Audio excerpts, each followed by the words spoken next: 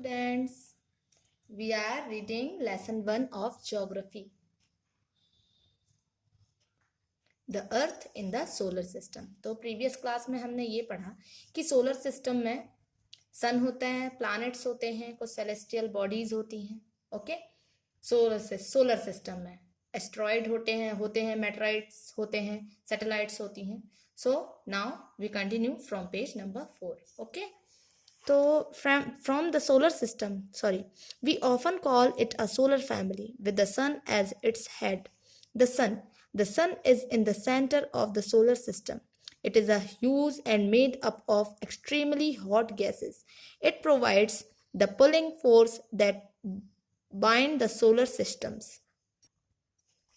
The sun is the ultimate source of heat and light for the solar system, but that tremendous heat is not felt so much by us because despite being our nearest star, it is far away from us. The sun is about 150 million kilometers away from the earth. Now planets. There are 8 planets in our solar system. In order of their distance from the sun, they are Mercury, Venus, Earth, Mars, Jupiter, Saturn, Uranus and Neptune. An easy way to memorize the name of the planets in order of their distance from the sun is my very efficient mother just served us nuts. Okay? All the 8 planets of the solar system move around the sun in fixed path. These paths are elongated. They are called orbits. Mercury is nearest to the sun. It takes only about 88 days to complete one round along its orbit. Venus is considered as Earth's twin because its size and shape are very much similar to that of the Earth. Till recently, August 2006, Pluto was also considered a planet. However, in a meeting of the International Astronomical Union, a decision was taken that Pluto, like other celestial objects, Ceres 2003 UB 313, discovered in recent past, may be called dwarf planet. The Earth is the third nearest planet to the Sun.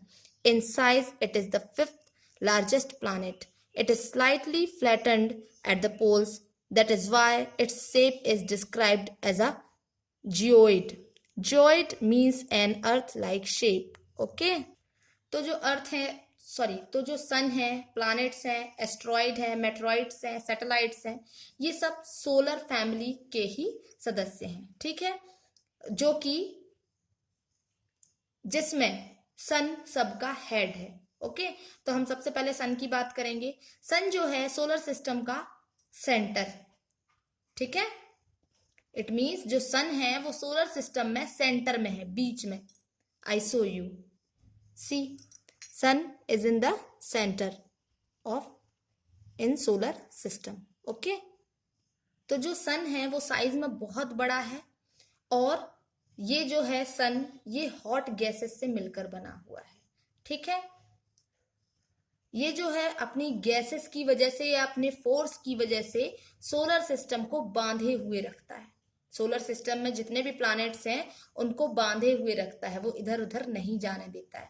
ठीक है, तो जो सन है उसमें बहुत सारी heat भी है और लाइट भी है. ये तो आप लोग जानते हैं. ठीक है, लेकिन इसकी जो भयानक गर्मी है, भयानक जो हीट है, वो हम लोगों को ज्यादा महसूस नहीं होती है. क्यों? क्योंकि ये हमसे बहुत ज्यादा दूर है.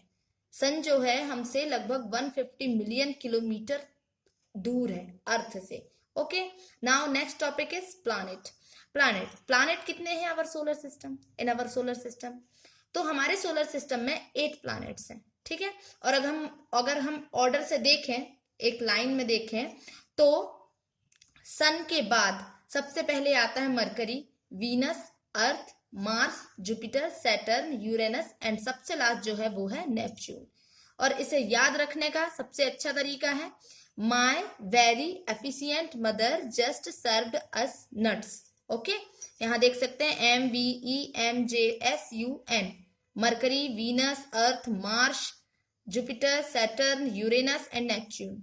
ओके, तो ये जो सारे 8 प्लैनेट्स हैं वो सोलर सिस्टम में सन का राउंड करते हैं एक फिक्स पथ पर, ठीक है, एक फिक्स पथ पे ये राउंड करते रहते हैं। ओके, तो ये क्या कहलाते हैं, वो जो पथ होता है वो पथ क्या कहलाता है आपका, ऑर्बिट कहलाता है, ठीक है।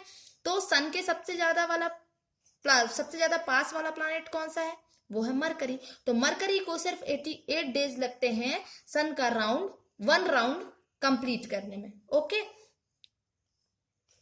और वीनस को अर्थ ट्विन कहा जाता है। अर्थ ट्विन मतलब अर्थ का जुड़वा, ठीक है, जैसे अर्थ है वैसे ही वीनस ही, अर्थ की साइज और शेप, अर्थ का जो साइज और शेप है वो वीनस से मिलता जुलता है, इसीलिए वीनस को अर्थ ट्विन कहा जाता है, ठीक है।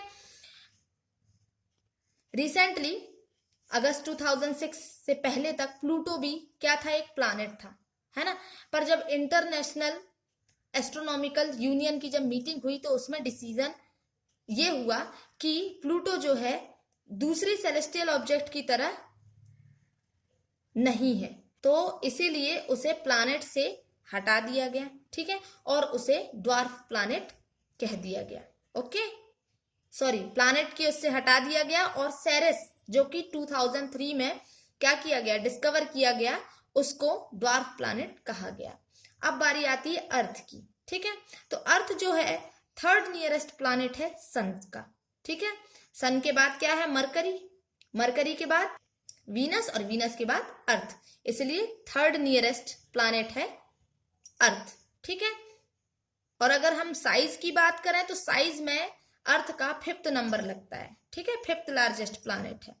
तो ये भी जो है पोल पर फ्लैट है, अर्थ आप देख सकते हैं, ग्लोब में भी देखेंगे तो पोल पर ये क्या है, फ्लैट है, ऊपर की तरफ और नीचे की तरफ, ठीक है। तो इसीलिए इसके शेप को क्या कहा गया है, जियोइड कहा गया है। जियोइड मीन्स होता है earth like shape. Okay, here you see some matter here. Sol in Roman mythology, Sol को रोमन माइथोलॉजी में सन गॉड कहा गया है, ठीक है, सूर्य भगवान, है ना। तो सोलर मीन्स होता है कि जो सन से रिलेटेड हो, इसीलिए सन की फैमिली को सोलर सिस्टम कहा गया है। ओके, यहां जियोग्राफी को डिस्क्राइब किया गया है। ग्रीक में अगर देखा जाए, ग्रीक लैंग्वेज में, तो जी मीन्स होता है अर्थ एंड ग्राफिया मीन्स होता है राइटिंग, ठीक है। तो अर्थ के बारे में लिखा हुआ समझ लो तो वो कहलाता है ज्योग्राफी, ठीक है। यहां एक और बात बताई गई है कि वो पर्सन जो सेलेस्टियल बॉडीज और उसके मूवमेंट के बारे में स्टडी करता है, ठीक है, पता करता है, तो वो एस्ट्रोनॉमर कहलाता है, ठीक है। तो इसी तरह जैसे आर्यभट्ट एक फेमस एस्ट्रोनॉमर थे ऑफ एंशिएंट इंडिया, प्राचीन भारत के फेमस एस्ट्रोनॉमर थे आर्यभट्ट, ठीक है। इन्हीं ने बताया था कि मून और प्लैनेट्स जो हैं सन की लाइट से क्या होते हैं, शाइन करते हैं, ठीक है। और आज जो है जितने भी एस्ट्रोनॉमर्स हैं वो पूरे वर्ल्ड में को एक्सप्लोर करने में, पूरे वर्ल्ड के यूनिवर्स को एक्सप्लोर करने में बिजी हैं, मतलब पता लगाने में कि क्या क्या चीजें यूनिवर्स में हो रही हैं या होती हैं। ओके।